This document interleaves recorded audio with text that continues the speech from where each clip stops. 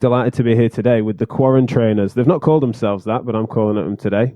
We're talking about the project that's sweeping the internet by storm: music, physio, health, fitness, wellness at a time of a great peril with the coronavirus epidemic going around. Now, one of the things that I always like when these podcasts emerge from an interesting conversation, and in this instance, it was a fun one. So I got a call from Roger, who was telling me about this QuaranTrain lark, and he said, "Oh, I think you might know Joost." I said, I know of Joost. He said, "Oh yeah, you do have a connection with Nidimmergen." So straight out the gates, he didn't know who he was and where he's from. But I was pleased to hear that two good friends of mine have been talking, and so Joost and Roger have been scheming a project together. In places that I'm famous for not being able to pronounce as well. Now, once it was explained, it just sounded like exactly the sort of thing we'd want to promote, and I know that it's taken off from there, which is fantastic. So I'm looking forward to hearing more about that, also giving you, the listeners, a chance to find out how you can promote that work as well as get involved with it yourself. But we've got Roger, Joost, and a couple of students that we're going to introduce to you in a second here today to talk about all things QuaranTrain. So first and foremost, I think we'll do some introductions, if in case they need it. The two gents on the podcast possibly don't. I know we've had chats with them on air before. But first and foremost, then, so Joost, could you introduce yourself to the listeners? Yeah, good day, Jack. Thank you very much for being here and being welcome here at the Physio Matters podcast. I really appreciate it.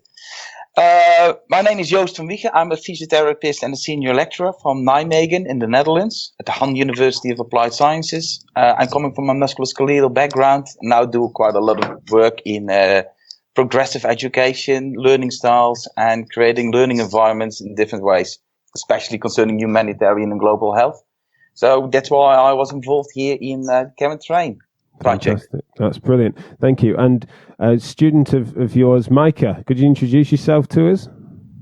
Yes, of course. Thanks for having us. My name is Meike Geurtsen. I'm a first-year physiotherapy student and at the Han University of Applied Sciences. Fantastic. And then Roger Kerry, previous podcast guest, of course, from Nottingham University. Could you introduce yourself to the listeners, please, Roger? Hi, Jack and everyone. Yes, I'm Roger Kerry from the University of Nottingham, physiotherapist, lecturer, also interested in creative and widespread in educational projects, of which this is that sort of thing. So, pleasure to be here again. Fantastic. Lovely. That's great. And student of yours over at Nottingham, of course, where I'm my background as well. So the producers of the very best and finest physiotherapists in the land. Nokuthula, thank you for coming on the show. Would you introduce yourself to the listeners? Yeah, my name is Nokuthula. I'm a second-year physiotherapy student at the University of Nottingham. And yeah, it's great to be on the podcast. Thanks for having me. No problem. Thank you.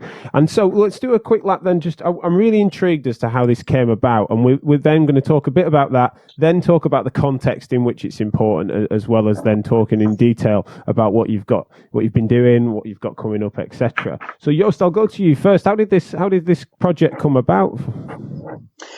Well, it started at the beginning of March that I got this idea that this coronavirus and everything talking about self-isolation and quarantine, I think this might have a huge impact of people around it. And we as physiotherapists also have a kind of opportunity or responsibility to help those people who are stuck in home concerning physical activity, mental well-being, connection.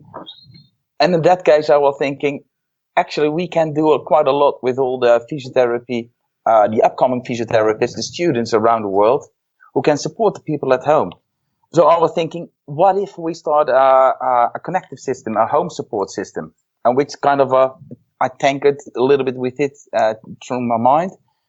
And then in the week of 9th of March, I started to talk within the group of Delta students, and which Meike was involved, and we thought, what if we start to do something? What if we take the responsibility? What if we took up together and can we do something? What can we think of? So on March 12th, we had a meeting. That was the last day the Netherlands was open. Our university was open. So we were sitting there with, I think, 10 people. Mike can explain a little bit more. I think we were with 10. We were listening to so we were already thinking, okay, what if we do something? We create a kind of home support training program, getting more clear. And at that moment, we heard from the government that the day afterwards, the university is going to be closed. So we thought, okay, now we have to bring it on. And so we started, okay, we're going to create a movement. It has to be open-ended. We have to connect with people based on the WHO guidelines. It's connection, mental health, not too much, see what's there, and everybody's involved because all the way together we thought we can manage. It was a kind of a P.P. Longstocking way of thinking. I think we have never done it before, so we probably are very good at it. So that was actually the first thinking, and start from walking therewards. I like that. Yeah, if you're the first, then you've got to be the best. That's good. I like that. Meike, so you got involved very quickly, and we're thinking about that with your fellow students. So tell me a little bit about the processes from that point. Well, Joost is always like, well, I have an idea, and then he's coming up with something, and we discussed this, and then the conversation started. We were thinking, okay, well, can we take a responsibility in this crisis? And what did you feel that the students could offer the wider public then? What sort of skill set were you wanting to make sure that you guys sort of transmitted to the world? I think a little bit of knowledge. So why it is important to be active and stay healthy during these times. I think that's the main reason. Yeah. Yeah, fantastic. And Roger, what I was interested in then, it quite quickly, as far as I was aware, crossed the border over into the UK and became an international project, and University of Nottingham got involved. How did that come about, and how did it go from there? Well, actually, the link was, of course, Anne Gates at Exercise Works, and she's been a central part of this. Before I was involved, she was the one who linked us up. Anyway, with Han, and anything that Anne. I mean, I've done stuff with Anne and Exercise Works before, and anything you get involved with, one, there's going to be some traction one way or another. The other thing is the types of projects that Anne and I have been involved in have been these sort of quite, again, these organic, fairly unstructured development things that just sort of naturally grow. I mean, I saw this as not as a structured sort of exercise project or something. I mean, that's what I was a bit concerned with at the start, that it would be another just here's some home exercises to do because you're locked in, of which even by early March there was loads of stuff going on. But I never saw it like that because of the type of people involved. And it was, the fascinating thing is this is a student-led project essentially. But it was more than just telling somebody to do some exercise, and that was the appealing thing, that it would be this community, this global community of practice in the truest sense of the term, that would offer much more than just advice and information. It was about connecting people. It was a focus on well-being right from the start, not just physical health. And there was one interesting small email conversation we had quite a while ago, where one of the other members sort of commented on a statement you guys had put on the website early on about physical and mental health, and I always, and I still do, I think this is as much, if not more, about mental health and well-being than physical health. So yeah, that the whole project was of huge interest to us at Nottingham right from the start. It certainly sounds like something that would be right up your guys' street from understanding your prior work and your interests. Nokuthula, you then got involved with some of your fellow students, I understand. What was it that really felt like it was worthwhile for you to get stuck into? Yeah, so Roger reached out just to all of us students to say if anyone wants to get involved, feel free. And for me, I think it was quite strange going from being full on in university, looking forward to placement, and then suddenly you're at home and you can't leave the house, and it's just that transition. I just wanted to give myself something to do, something to learn from. It's a great way to connect with like so many other physios internationally. And it's just been really good to have another thing that I can put my time and effort into when the other things that I usually would, that I can't do that anymore. So yeah, it's just been really good. I've learned a lot about how you communicate with other people who are higher up in the field. So yeah. It's definitely a time where there's been so much disruption that, and especially for students, it throws up so many questions that are still unanswered. And so one of the things that I was really impressed with you guys moving so quickly on this was that you were quite, at a time where you'd have been forgiven for looking inwardly and to just think protectively about what your own fate was going to be. But instead, you recognized your position and responsibility within the wider world for what you could contribute. That was fantastic so quickly. As students, was that, though, a challenge? I want to come to both of you on this, but I'll go to you, Nokuthula, first. Was that a challenge in the immediate term to sort of not just think, what about me? What about my grades? What about my close proximity? I think initially that's definitely what you think about, but I think then you realize that like every other university student in the country is going through the same thing, and we're not the worst off. There are people who are going through even worse things. So I think you come to a point where you're like, if I can do anything to help, I will. And that's kind of what you do when you're on placement, when you're practicing as a physio anyway. You want to help people, you want to have a positive impact. So I think doing this gives you an opportunity to do that as well. No, fantastic, Meike. I just wondered about your thoughts on that. Was it a challenge to look broadly, or is that just? I know it's an instinct at the hand. Was that an instinct of yours? Yes, I think it was my instinct. It's just how I got taught last year. So it was like, okay, we need to be creative, and we start thinking about, well, maybe we can some assignments we can couple with QuaranTrain. So it's. Yeah. What are the unique? Oh, fantastic! What do you think are the unique challenges that quarantine, self-isolation, social distancing, all the things that typically we're suddenly words that we're all using far more than we ever would have done before. What do you think are the unique physical and mental health challenges that we're facing? Before we then talk about how QuaranTrain then helps to solve them. Personally, I think sitting all day long and you don't need to go outside as much as you needed before this. So I think those two are the biggest. And then like the stress of Corona and I think those three things are the biggest. I just wanted to bring any of you others into it as to what you feel the sort of circumstances that we've faced before we then talk about the solutions. What do you think are the biggest factors affecting people at the moment? To my opinion, it's it has a lot to do also with the change in connection. It's normally we are used to live in a world in which we really connect with people from a conversational sense, but also from a touching sense. So we are in close quarters to each other. We really have it good. And now all of a sudden we are going to be in different places. So we have to find new ways of connection, redefine connection in the same sense.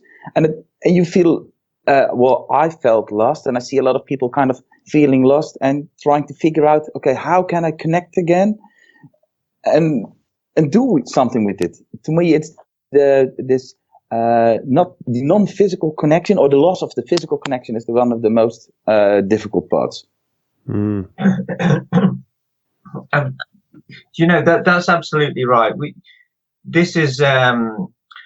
We're going through a grieving process, because suddenly, as humans, we had some of the most central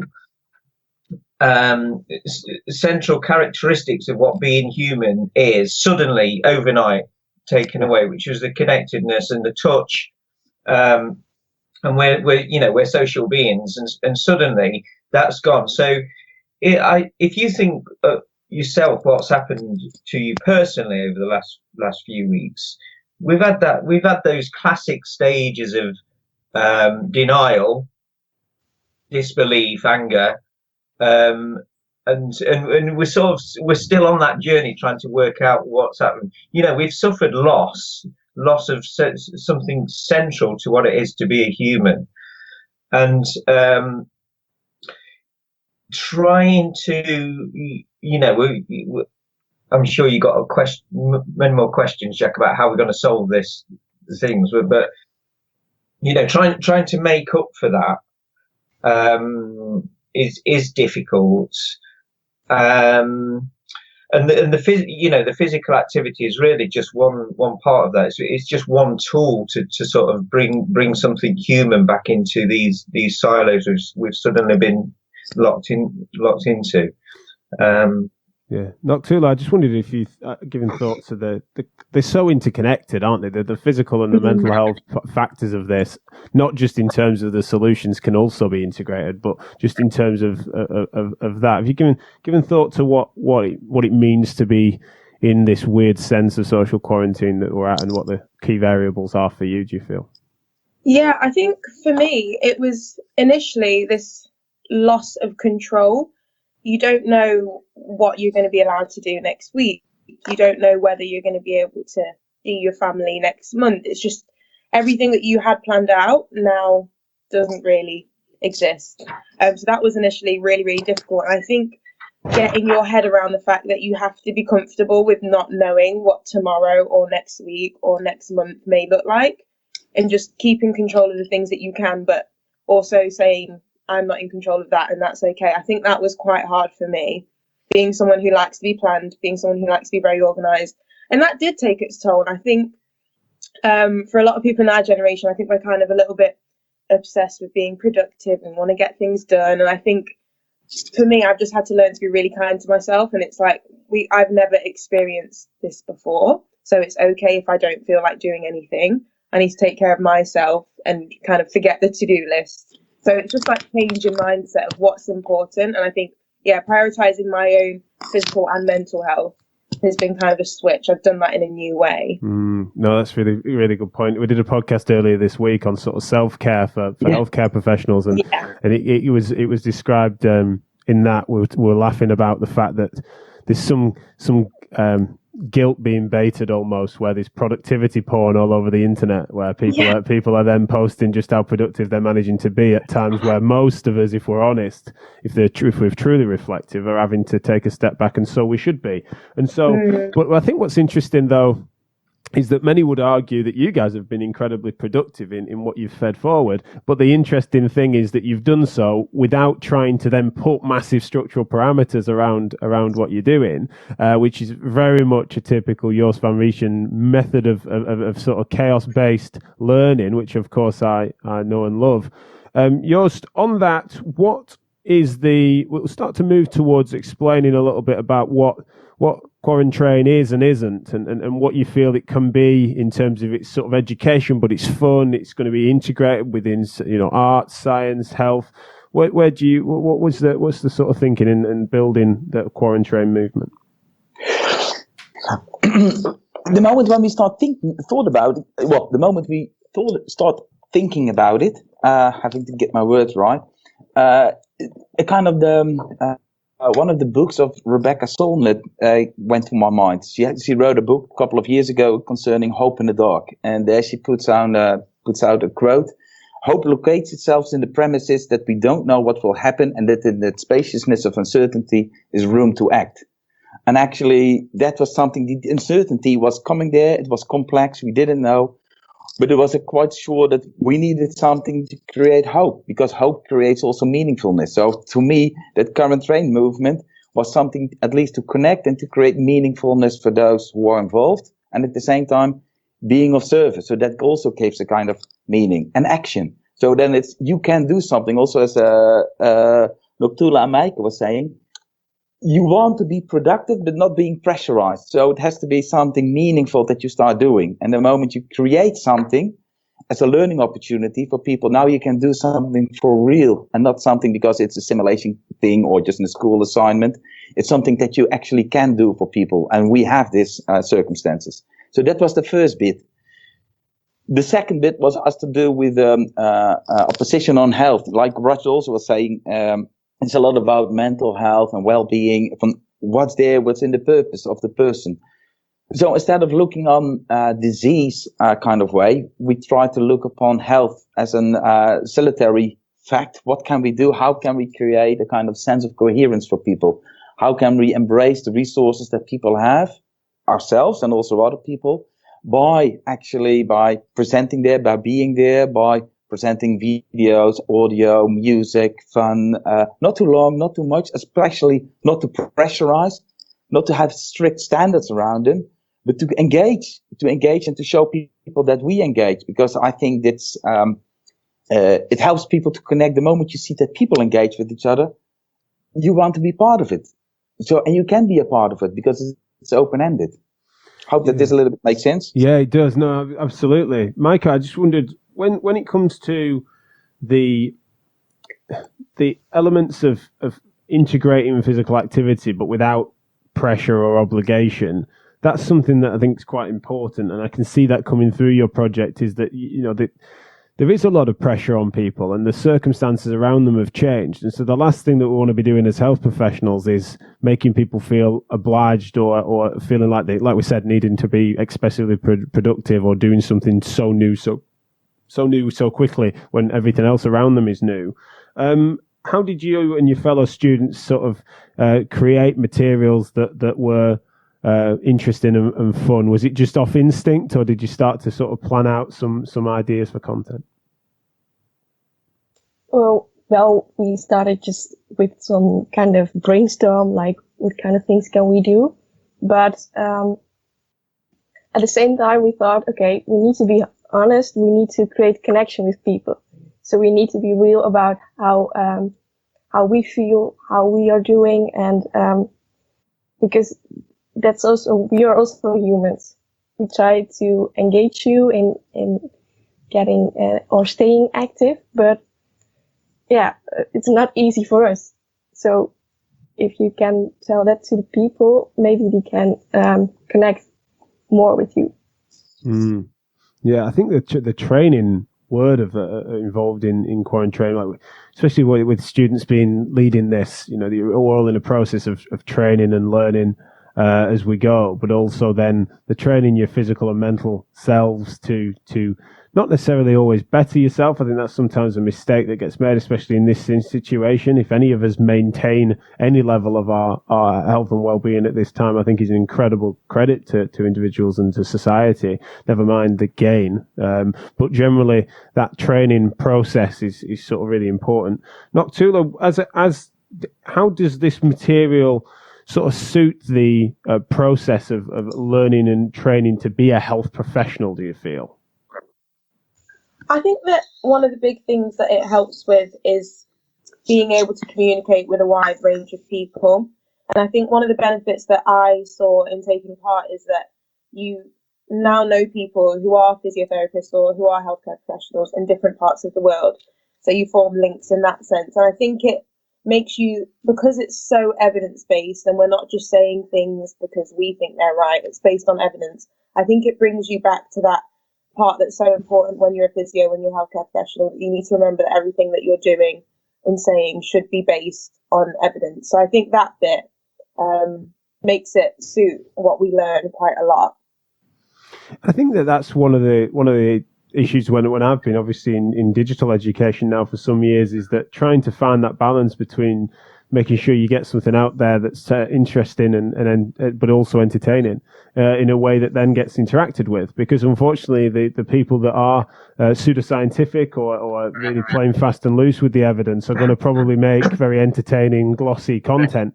And so you guys, when I've been looking on at this, I can see that you're trying to do something that's engaging, that's entertaining, but then also has this factual sort of overlay that makes sure that then it's credible. Joost, you wanted to come in on that? Yeah, well, the thing that we started from the beginning, and because Meike was quite, she's been the coordinator of the whole process from the beginning. She started to write things down, and so to have a kind of an overview, what we actually did was try to go away from right or wrong. So not this is right, this is wrong. So we go from the evidence. So what's safe? So we have to be safe forever, whatever we do towards the people. So we use the evidence to have a kind of a benchmark on safety. And from that safety benchmark, we have to start acting and the kind of developing based on the evaluations that we get. So by connecting with each other. And I think a lot of times what happens that people start to do, they want to do the right way, as if there is only one right way. Sure. And this is so contextualized. So that's the moment that we start, when with Anne and Meike and Nokuthula and Roger, that we start to talk about the whole world. So there's a lot of different, we have to see the global perspective of safety, and we have to connect it to the local sensitive of safety. So, okay, what can we do? How can we progress in this situation? And then use the evidence, connect it, apply it towards the situation, then go further, because then we really can connect. But I think that right and wrong, is it the right thing to do? Sounds a little bit dangerous. No, yeah. I see what you mean. I think what I find intriguing is that you could nitpick the differences between legislative barriers that exist in different countries. You know, the circumstances of everyone's different quarantining and the social distancing measures by law or by force or whatever it might be. But fundamentally, there is something that unifies the world right now, and it is a common enemy in many ways. Now, when we then think what it seems to link to is you immediately have to go to the human condition and the other variables that naturally then do join us up and offer connectivity. So exercise might be one, but fundamentally movement, activity, but then art and what is meaningful to people, music, things that we can share, things that we typically would enjoy together in person. Can that be made digital? And you guys have really integrated that stuff. Roger, I wanted to get you in on that then, in terms of that being, from what I understand, so it really matches to your broader philosophical leanings as to properly integrating and meaning the true term holistic, meaning to integrate things like art and what it means to be human in every which way. Well, again, you know, this was it was born out of the guys at hand and everything, and you mentioned it, and very early on suggested this should be broad and holistic, and we should look at these other things like music and art. And I don't think that is just a case of, oh, let's just do something else and add something else on and it'll look good and blah blah blah. I think it all fits in with what you've just all been saying. This is, I think, as physiotherapists, and I know we want to be inclusive in this project. It isn't just physiotherapists. There's all sorts of people involved. But the common thing among those is, I think we're starting to reveal our true colours in terms of what those professions truly are, and look at the value of what we are and what we can do. And we are good connectors and communicators. You know, the defining characteristic of a physiotherapist isn't the ability to do a really nice grade 3+ L4 mobilization or something like that. It's understanding people and understanding behavior and understanding ways you can communicate and impact on people's well-being through that. We don't actually need a lot of those physical modalities to do that, and this project, naturally, it came from the students, and nowhere at all has that lack of physicality been a barrier. In fact, it's been a facilitator to everything.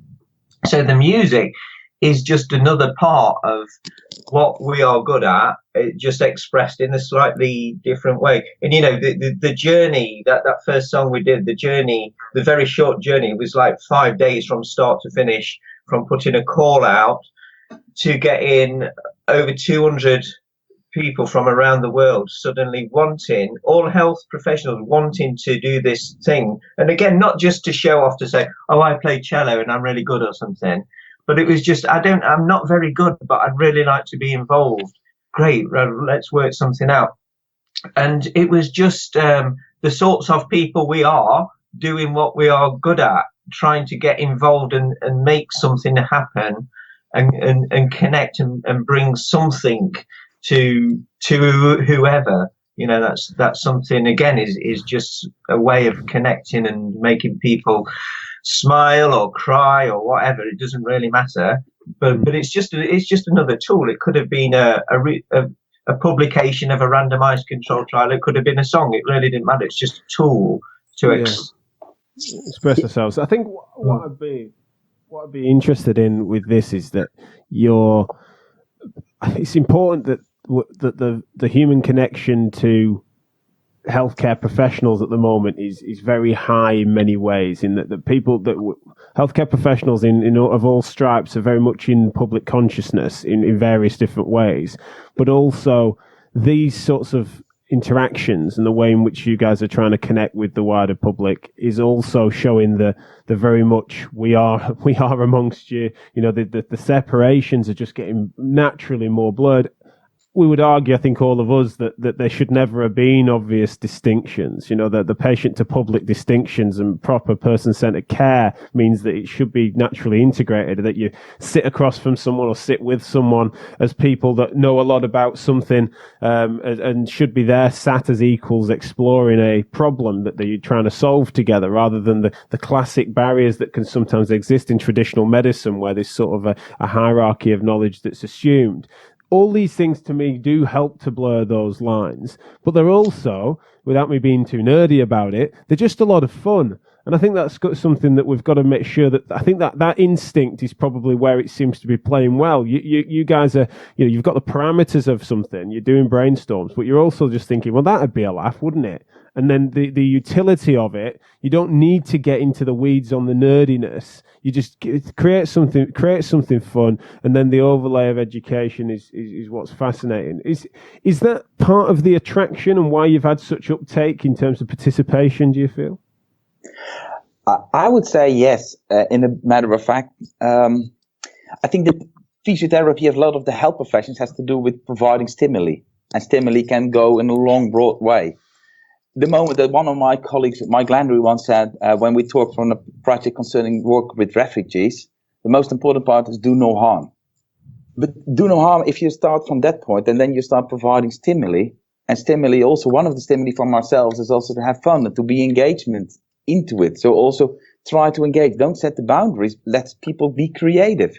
So also with the music experiment or with the dance, and the other thing that, well, there's a lot of ideas coming up. The moment people start engaged, you don't want to do harm to other people, and then you can connect and see what's there. So instead of using the boundary, as you said, we can't have this close physical connectivity. It's just a constraint. So that means at the same time, it's an opportunity for all of us to be more creative and to find new ways. And that's also where the fun gets in. It's this tension that you think, oh, I can't think about something new, which I have never done before. And now we can start building it.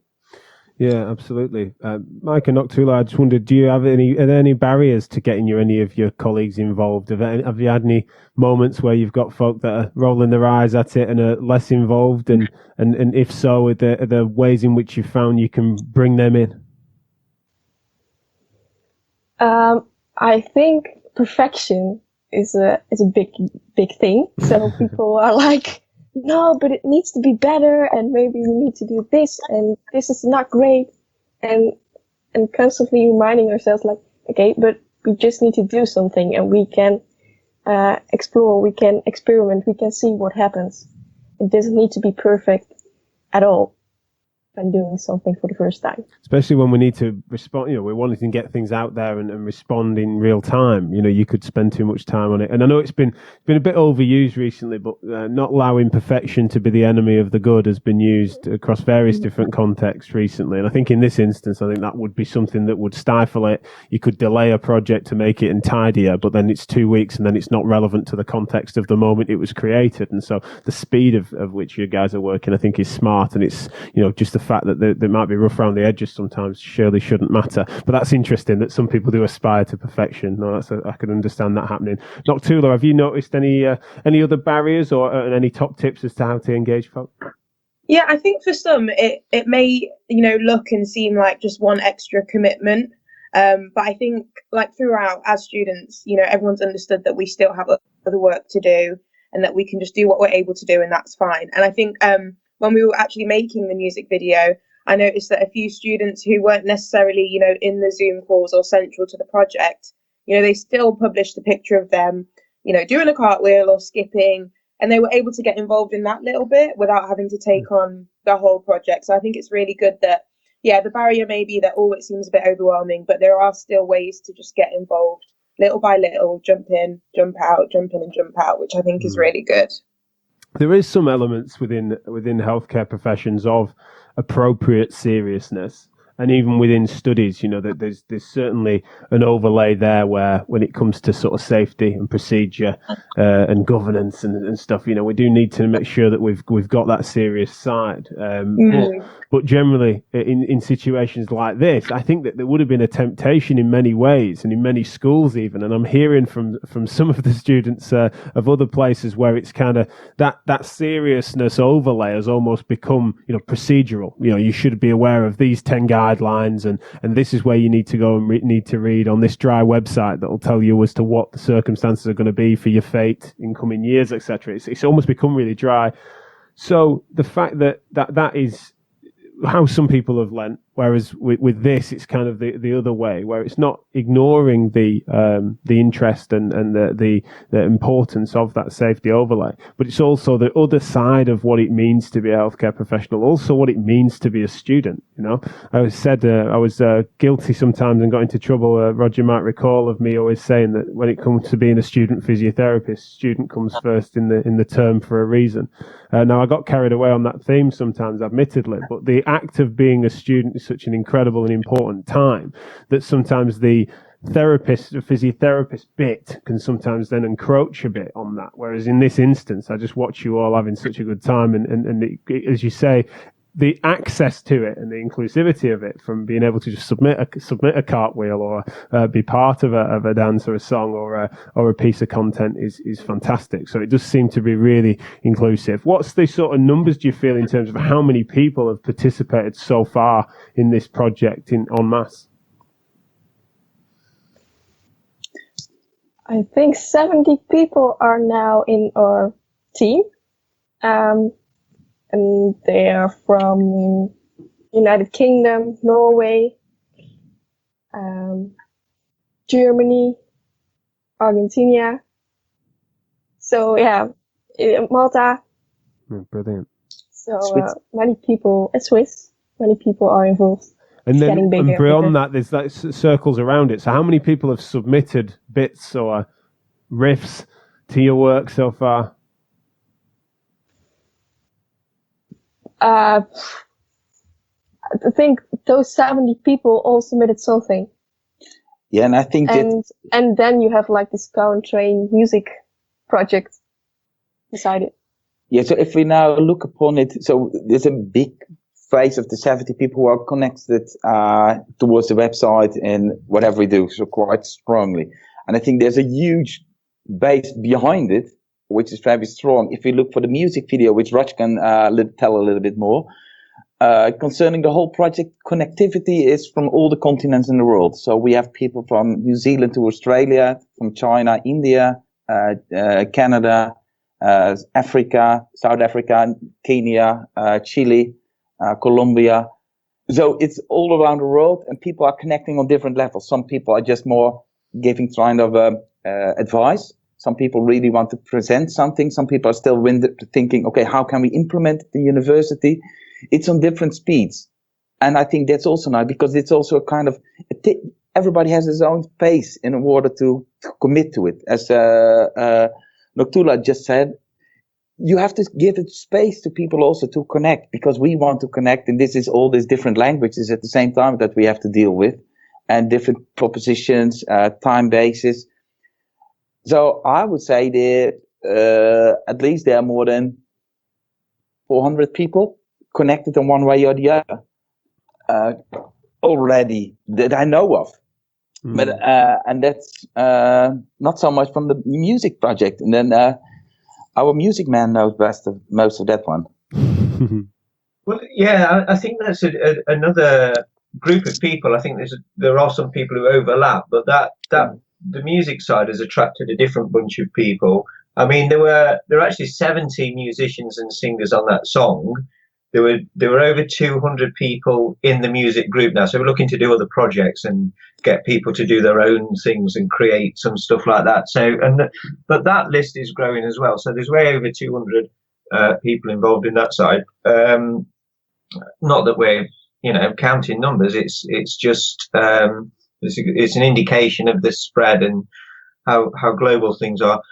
Another thing that's been really interesting. Again, in line with what you said, and I'm not sure if this is I think you use that term. We look at the other side of what we do, but I think we're learning something about what we do with this sort of thing, and perhaps the other side isn't the other side. It is what we do, and what's been interesting is the sort of non-authoritative tone to any of this. None of this has been about saying, right, you're locked up, you must do this, otherwise you'll get weaker, or you'll and we know best, and this is how. And like Meike was saying, the perfection thing, we're learning that all that stuff, the minutiae of what we do and the perfectionist stuff of what we do is unnecessary to do what we aim to achieve, which is improve the health and well-being of as many people as possible. Actually, you can achieve that without all that stuff that we get carried away with, that we've got carried away with for decades.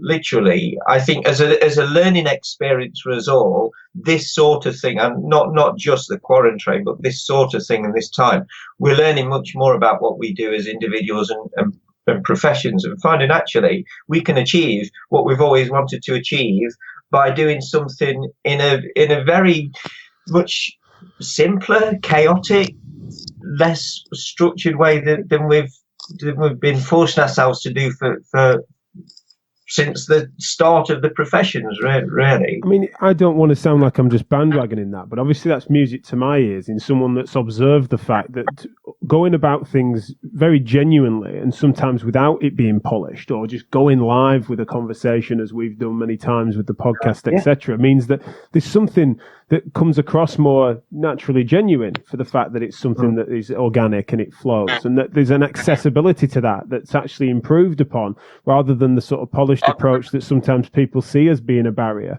that people see as being this illusion of expertise, when actually it's almost a practice tone, turning healthcare professionals into sort of health politicians, and essentially becoming sort of overly polished, and therefore there's a lot of things that go unsaid, and therefore the gap between us and the public can sometimes be there. So you're right, it shouldn't be the other side, it should be integrated, and the actual, where is the there within it? It's actually in this stuff. It's in the fact that we just happen to hold some knowledge that might be worth us transmitting, but in doing that in more natural ways that sort of come, and that also the speed of it, I think it forces that out of it. You're never going to produce a polished product quickly necessarily. So making the speed almost the important part to catch the context, that then almost teaches us a lesson that if given too much time, if it goes through too many redrafts, then naturally you do lose something. There is a je ne sais quoi that comes with that, and you've got to try and make sure you integrate it. I love that, and but I also totally take my hat off to you students and beyond for that bravery as well, because there's sometimes pressure when you share in public, and people have said this about social media, or when we've had students on the podcast, the students contribute many times to our events, etc., that there's a lot of pressure to not put a foot wrong in public, and that is just so antithetical to learning in many ways. You've got to make some mistakes as long as it's within safe parameters. Have you guys felt any pressure for the world watching, or have you just been able to shelve that? I felt a little bit of pressure, but it helped me a lot that, for example, Joost is always always ready to help, and he's always gives making me back. mistakes. Is that what you're going to say? All I agree. learning. So that helped me a lot. Great. How about you, Nokuthula? I wouldn't really say that I've felt pressure as a result of the project, to be honest. I've just enjoyed being a part of it. I've done, what I can when I can, and yeah. In general, as a student, do you feel that you would be able to just speak your mind loosely on the internet and pontificate professional issues? No, I don't feel like I'm at that place yet. I have like my little Twitter page and my Instagram page, but I don't feel I'd be able to like say my opinion. But I also don't feel like I have many solidified opinions on things anyway. I suppose that's what I want. I want that, it's just, why would you need a solid? I don't think I've got a solidified opinion about anything. So I'd love for we need to try and create. I think we need to learn from this and create environments in which you can share your half-baked opinions that probably aren't half-baked. They're probably just as baked as the rest of us. Yeah, and I think that's also one of the things that we did with the project. We tried project initiative. It's movement. I don't know how it's called because it's so far away from anything that we normally do, just a happening. But at least to have a constantly open discussion with each other. So also we try to have a large group Zoom meetings. Sorry, Zoom, but that's how it is. I wish everybody just free to speak out, and it's different opinions to get it out there. It's not about, as we said before, it's not about right and wrong. It's more to hear about. It's not about status anymore, and I think that status sometimes really don't help us. It's more to hear about the different experiences, the connectivity of a local system, because everybody's grounded in his own situation. And only by hearing from each other, we see the variation. We can high-tune, we can tweak a little bit, we understand a little bit better. But then we need to have this kind of conversation as much as possible and as open as possible with each other. No, fantastic. That's why I'd say it's genuinely more characteristic of a community of practice than a project or an organisation or a program or something like that. So it's dynamic and it changes on a daily basis. And because there's large numbers of people, I would hope. I know Sam and Meike have been a driving force behind this, and they do a lot of the work, and they've had to do that to get it going. But what should happen is, because there are so many people shouldn't feel burdened or pressurized to do anything, because within that community, that those tasks can be spread out quite nicely. You don't have to commit in a burdensome way. You can just input something or contribute to something and come and go. It's not an organised system of workload. It is a community of practice, and that's, people should feel welcome into it. What sort of stuff do you guys have on the horizon? And also a question probably for all of you. I'd love to hear each of your thoughts on this. What do you see as being the fate of the network beyond quarantine, beyond self-isolation, beyond when the sanctions start getting lifted? It sounds like you guys have made some huge connections. So I just wondered what have you got coming up, as well as what do you see into the future?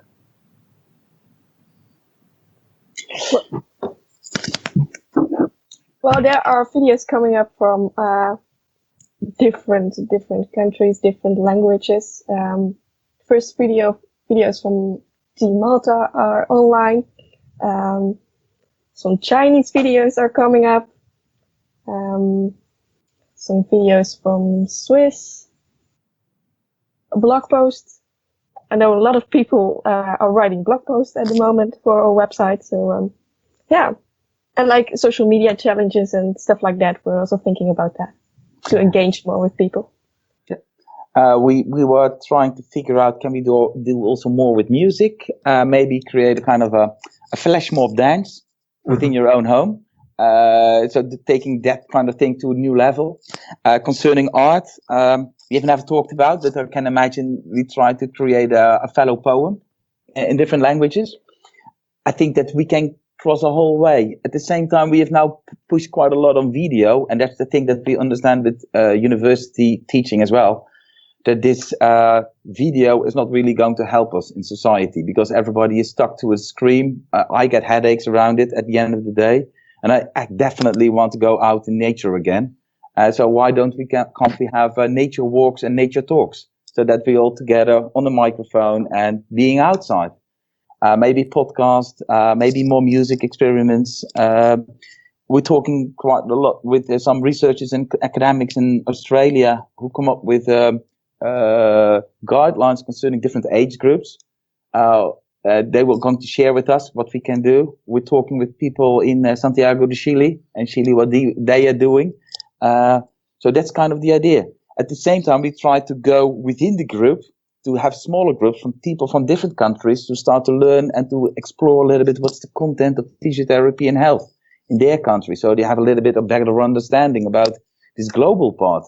Because I think that what's happening right here, right now, and also in QuaranTrain, as Roger was saying, this is connection, and we see we are in this together. We are one world. So we have to start learning from each other. What are the different connections? What's the differences and similarities? And most of the time we look upon what are similarities. It's not so nice what's the differences, and both in the differences we can learn from each other, because they're all big experiments. And this is born out of these recent tragic events, but this is all framed in quarantine and isolation. But all that's happening is we, the global population, are experiencing something that's a huge subpopulation experience anyway. You know, a lot of people live in isolation and in constrained conditions, whether that's for biological, psychological, or social reasons. So there's no reason that what we're learning from this experience shouldn't just then go on to help people who live in isolation anyway. And then beyond that, anyway, it then becomes not just about isolation, but other things will emerge from this of what we're learning as well. Yes, so it's also physiotherapy or healthcare professions, not so much only about curation or the pathogenetic side of it, but we also can look upon more prevention or the selective genetic side of things. So how can we connect? How are we part? I would say that we as physiotherapists are part. We are both physiotherapists and healthcare professionals. We have a double identity and everything, and all of us are. So we have a connectivity to the world. We can help, as Roger was saying, people around the world having different circumstances. What can we do? How can we help? How can we support? And maybe on different ways that we normally think of. Sometimes it's on an individual level, sometimes it's on a global level. The moment we start connecting, I suppose a community of practice, it's often when we look back years later, it doesn't necessarily matter what brought them together in the first instance. I mean, we've noticed that with the Big R's movement and where that's gone and what that's created is something that fundamentally no one really harks back to the first hour of the first session. It wasn't necessarily relevant. It was the community that got created and then the emergent projects from that. And so I can imagine that isolation doesn't suddenly go off the menu when we have the sanctions lifted. In fact, it's lifted a bit of a ceiling to empathy that people had for that, where people now have had to experience that and therefore should hopefully be able to recognize the huge challenges that people face from being isolated for other reasons, not necessarily mandated. So that hopefully will give an opportunity for this community of practice to grow into other projects and for socialization, for socializing, to have been at a time where people have otherwise felt that they nearly had to be antisocial. You guys have made more friends, and that's been fantastic.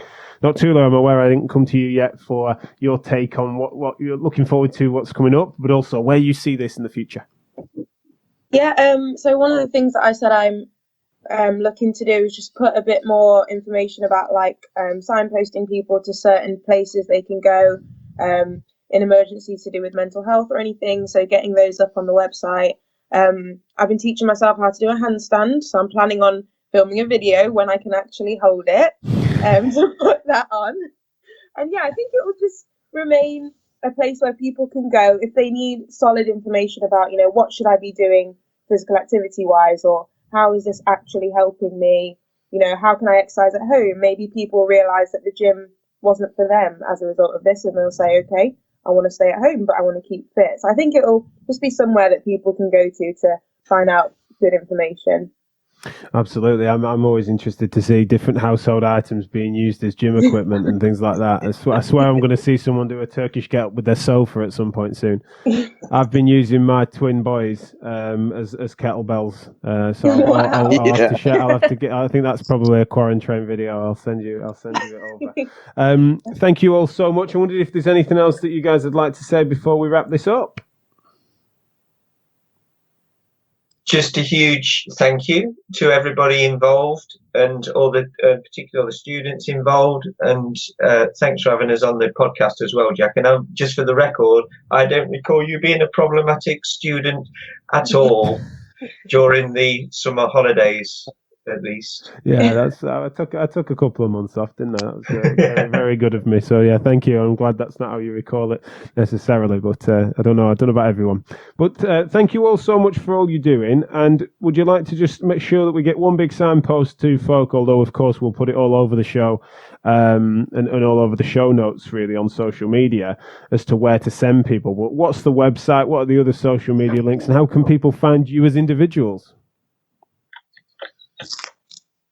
Well, we have the website QuaranTrain.org. That's the main thing. We are on Twitter, Instagram, Facebook at the moment. TikTok is still something, and Weibo, I don't know. Then we go in areas I have never explored. So I'm completely unfamiliar with those, but it seems that we are there. We all have the Twitter handles, which we will definitely try to share.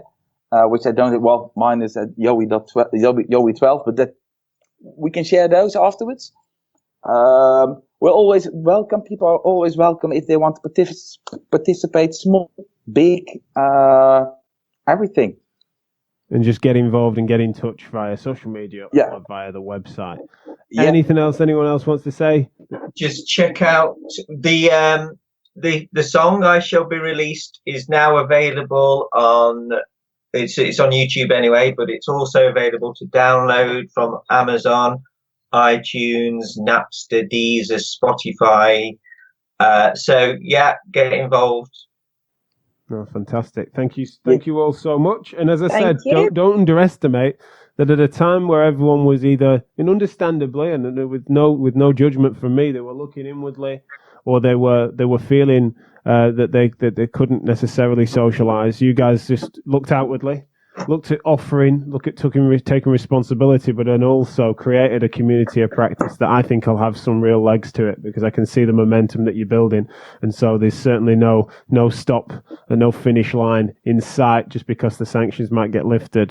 This has been a game-changing event, of course, for the whole world, and it certainly needs to be for healthcare professionals. So thank you for taking some lead on that. It's really helpful for all of us, and no doubt, I've got no doubt that I'll speak to all four of you again in various different circumstances. So thank you.